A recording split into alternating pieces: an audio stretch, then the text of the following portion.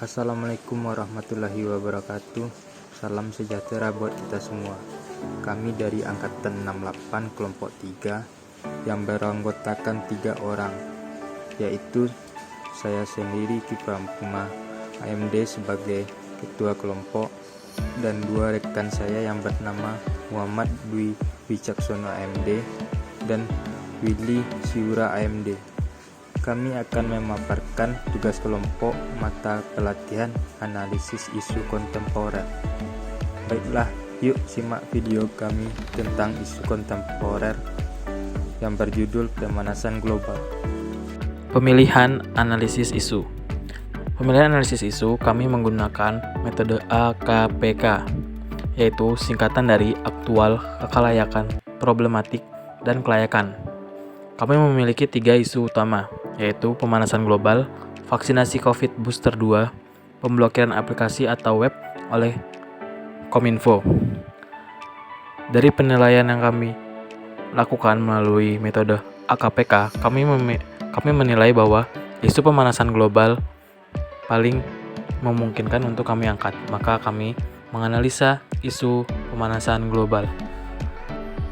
Teknik analisa isu yang kami gunakan untuk menganalisis isu pemanasan global yaitu analisis SWOT, di mana strength khususnya untuk bangsa Indonesia dengan penduduknya yang beragama, yang pertama yaitu rasa takut kepada Tuhan Yang Maha Esa, kemudian lahan terbuka hijau yang cukup luas, dan penggunaan tenaga terbarukan yang mulai masif.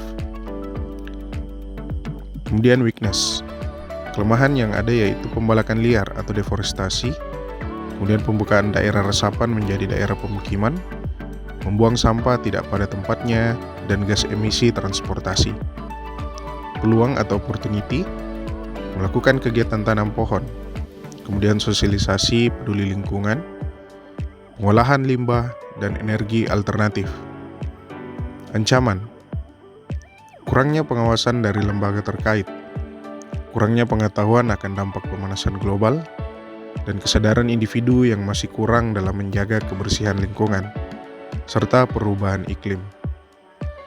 Berikut adalah video yang membahas tentang isu pemanasan global. Dunia di tahun 2050. Bayangkan, udara saja tidak berpihak kepada kita. Suhu memanas ekstrim. Sebagian orang terpaksa mendekam setiap hari di ruang ber-AC dengan handuk basah menyeka wajah.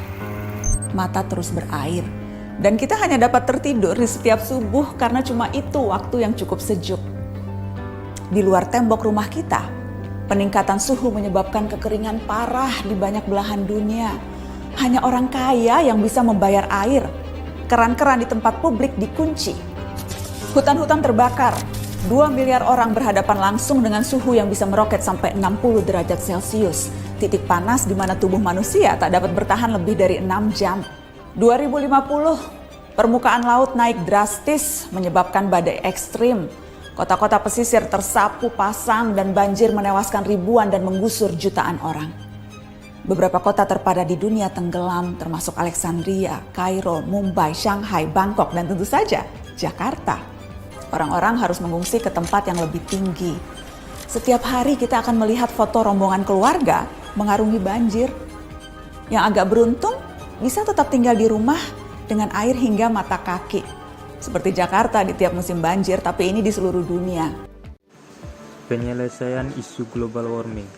Rekomendasi penyelesaian dan penanganan isu. Pertama, menjaga ketersediaan lahan terbuka hijau yang biasa disebut RTH. RTH merupakan paru-paru kota atau wilayah. Tumbuhan dan tanaman hijau dapat menyerap kadar karbon dioksida atau CO2, menambah oksigen, menurunkan suhu dengan keteduhan dan kesejukan tanaman, menjadi area resapan air, serta meredam kebisingan. 2. Memperbanyak penggunaan energi terbarukan. Energi terbarukan merupakan dampak dari perubahan iklim akibat dari penggunaan energi fosil seperti efek gas rumah kaca, naiknya permukaan laut, dan sebagainya. 3. Penerapan 3R, reduce, reuse, dan recycle. Reduce yaitu mengurangi segala sesuatu yang mengakibatkan atau memunculkan sampah. Contoh penerapannya adalah membawa botol minuman atau alat makan sendiri sehingga tidak perlu menggunakan berbagai alat makan dan minum sekali pakai. Reuse, yaitu menggunakan kembali sampah-sampah yang masih bisa digunakan atau bisa berfungsi lainnya. Contoh penerapannya, memberikan pakaian yang tidak terpakai kepada orang yang membutuhkan. Recycle, yaitu mengolah kembali sampah atau daur ulang menjadi suatu produk atau barang yang dapat bermanfaat. Contoh penerapannya, menjadikan botol-botol bekas menjadi pot bunga. 4.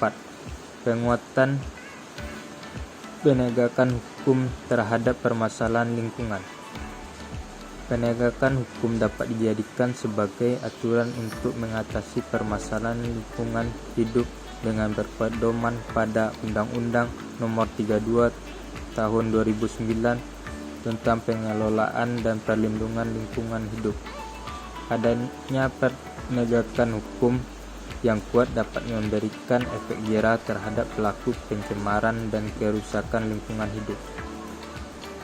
Dengan mengikuti langkah-langkah penanganan isu tersebut, merupakan upaya kita sebagai manusia mencegah pemanasan global semakin memburuk.